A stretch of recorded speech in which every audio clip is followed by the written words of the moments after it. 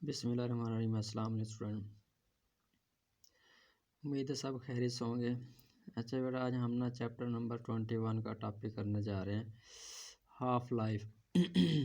Half life जो है ना, कल हमने पढ़ा था रेडियो एक्टिविटी, यानी कि जब कोई एटम टूट जाता है तो उसके बाद जो न्यू एटम बनते हैं ना, उस एक एटम के टूटने के बाद जो न्यू एटम बनने के दौरान जो दरमियान में टाइम है ना, उसे हम कहते हैं हाफ लाइफ।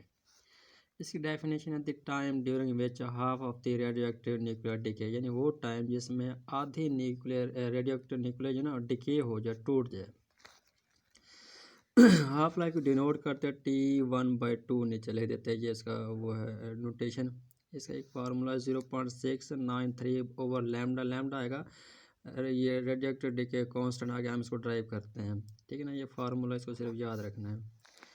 अब इसकी रेडियो एक्टिव डिके की एग्जांपल हैं यूरेनियम 238, एक एस्टोप इसकी 4.513 या 18, ये इसका वो ईयर्स हाफ लाइफ है। रेडियम 226 की 1620 ईयर, यानी 1620 साल है। मतलब ये रेडियम ना जब ये रेडियम है, ये टूटेगा ना जब दो न्यू एटम बनेंगे, तो इसमें 1620 साल लगेंगे इसको न्यू एटम बनाने में। ये नीचे एग्जांपल भी दी गई है कि ये रेडियम जब टूटेगी ना 1620 साल के बाद, तो ये इसका हाफ रह जाएगी। ये मज़ीद 1620 साल के बाद टूटेगी तो फिर हाफ रहेगी मज़ीद आगे। अब देखिए, इसमें ना जो बात आपने याद रखनी वो ये है कि जब डिके होता है, अब देखो ये टूटा, आधा हो गया 1620 साल के बाद, जैसे ये टूटा आधे हो गए। अब ये जब मज़ीद टूटेगा ना, ये भी 1620 साल ही लेगा, ना कि हाफ टाइम, यानी यूँ नहीं होगा कि 810 साल, नहीं, ये भी 1620 साल ही लेगा। तो मतलब हर हाफ लाइफ जो होगी ना बराबर होगी, वो यूँ मज़ीद टूटता जाएगा, बनता जाएगा आगे। अब हम ना एक एग्जांपल लेते हैं, पॉपुलेशन यानी आबादी, यानी फ़र्ज़ करें हमारी दुनिया की आबादी 1 मिलियन है। लेट्स सपोज कंसीडर किया जाए किसी रियासत की आबादी वो 1 मिलियन है। अब उसमें हम डिके रेट देखते हैं। डिके रेट कैसे कि डेथ ऑफ द पीपल, ठीक है ना, कितनी है। अब फ़र्ज़ किया एक दिन में 10 पीपल वो डेथ हो जाती है। अब इस चीज़ में मैं समझाने ये जाता हूँ कि जो हाफ लाइफ स्पॉन्टेनियस, अब उधर में तो टाइम का जो था ना कि 1620 साल फलां फलां, अब हम एक और टाइप देखते हैं कि स्पॉन्टेनियस जो डिके होता है वो कैसे।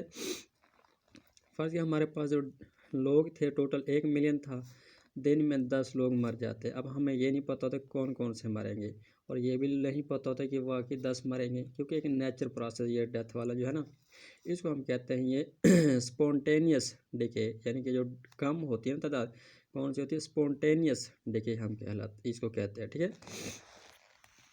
आगे एटम की हम थोड़ा सा एग्जांपल ले लेते हैं। फर्क है हमारे पास ना ये 1 मिलियन 1 लाख एटम हैं, एटम्स। तो अब हमने इसको फर्स्ट हाफ लाइफ के बाद ये 50,000 रह जाएगा, जब दूसरी हाफ लाइफ गुजरेगी तो 25,000 रह जाएगा, जब तीसरी हाफ लाइफ गुजरेगी तो 12,500, चौथी हाफ लाइफ में इसको मज़ीद ये कम से कम होता चला जाएगा, ठीक है। अब ये तो होगी इसके एग्जांपल, यानी हाफ लाइफ के बाद ये आधा आधा मज़ीद आधा होता चला जाएगा।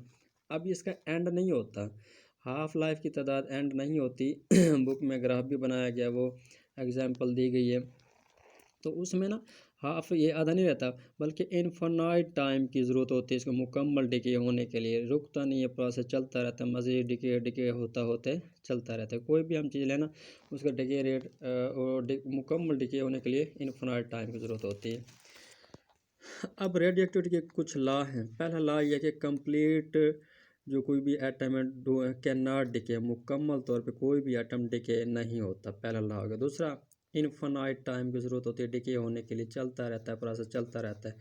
तीसरा, जो डिके रेट है ना वो डायरेक्टली होता है ओरिजिनल एटम, यानी कि जो डिके हो रहा है ना एलिमेंट, वो क्या होगा, directly of the original atom.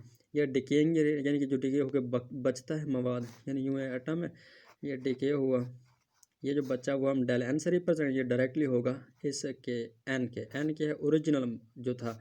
अब नेगेटिव साइन क्या शो कर, नेगेटिव साइन शो करा बेटा, ये कम होगा, जब ये टूटे क्या होता है, कम होता है। डिके रेट मतलब नेगेटिव साइन शो करा, ये इसकी वैल्यू कम होगी, ठीक है। अच्छा, अब इसमें कुछ मैथमेटिकली रिलेशन है वो देखते हैं हम।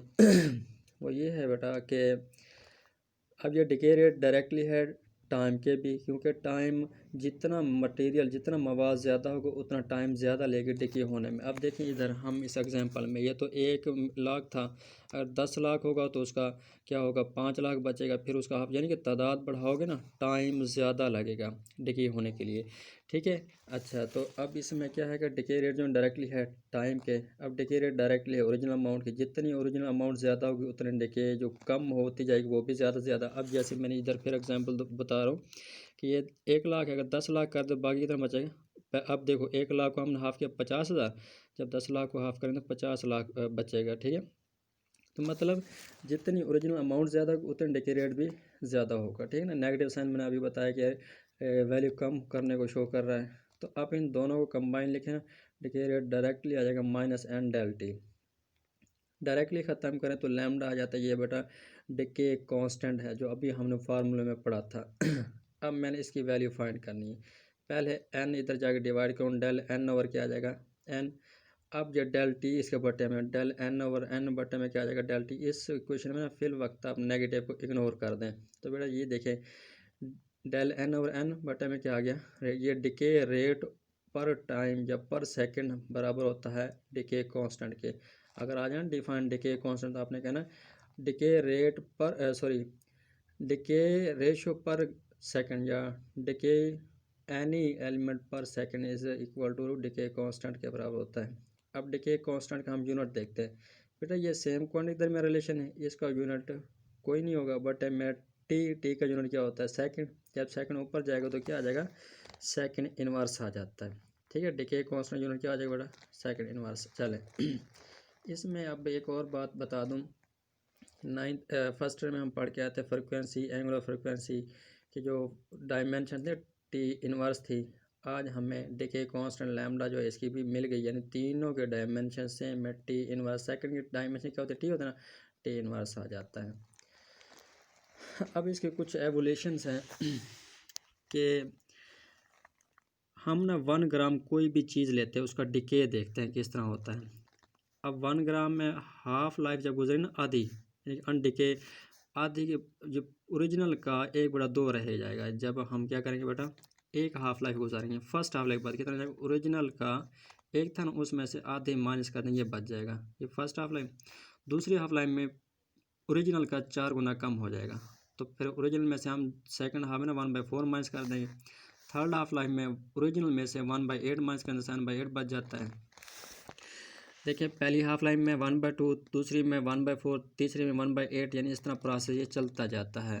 तो मतलब ये होगा क्या, n ये था ओरिजिनल बराबर आ जाएगा, सॉरी ये रिमेनिंग है, ये ओरिजिनल को 2 की पावर n, मतलब जो 2 है ना इसकी पावर, अब तीसरे ये 8 को हम 2 की पावर 3 लिख सकते हैं, मतलब ये n को शो कर रहा है, चलते जाएंगे ना 2 रेज़ टू पावर n आ जाएगा। तो मतलब ओरिजिनल अमाउंट थी 1, पहली हाफ लाइफ के हाफ लाइफ में मतलब इसको हाफ करेंगे तो यानी कि हाफ माइनस करेंगे 1/2 तो क्या बचेगा 1/2। दूसरे में ओरिजिनल में से 1/4 माइनस कर देंगे, तीसरी हाफ लाइफ में ओरिजिनल में से 1/8, चौथी हाफ लाइफ में ओरिजिनल में से 1/16, यानी इस तरह ये चलता जाएगा। ये हमारे पास अनडिके अमाउंट बचती जाएगी, ठीक है, जब हम हाफ लाइफ देखते हैं। अब उसके बाद है डिकेड, यानी जो चीज़ डिके होती इस n0 को याद रखना, हम ओरिजिनल अमाउंट को रिप्रेजेंट करते हैं, n जो होगा वो रिमेनिंग जो